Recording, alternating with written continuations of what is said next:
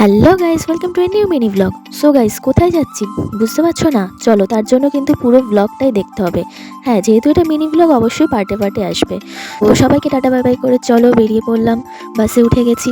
তো রাস্তার ভিউটা জাস্ট অসাধারণ লাগছিল এখান থেকে। তো এবার যাওয়া যাক আমাদের গন্তব্যস্থল, বলবো না এখন, যেহেতু রাতে বাসটা আবার দাঁড়াবে আমাদের ডিনারের জন্য একটা ধাবায়। তো সেই ধাবাতেই আমরা ফার্স্ট যাবো। তো এই যে সেই ধাবা যেখানে আমরা দাঁড়িয়েছি আমাদের ডিনার কমপ্লিট করার জন্য। তো এখান থেকে ডিনার কমপ্লিট করে আমরা বাসে উঠবো, দেন আমাদের বাসটা আবার ভোরবেলা থামবে আমাদের ফ্রেশ হওয়ার জন্য। তো চলো যাওয়া যাক। তো তো সবার সাথে একটু মজা করছিলাম, সবাই এসে হাই হ্যালো করছে। তো যাই হোক, এইবার আমরা বাসে উঠে যাব, দেন আবার দেখা হবে সকালে। তো ভোর হয়ে গেছে, এখন বাজে প্রায় 6টা।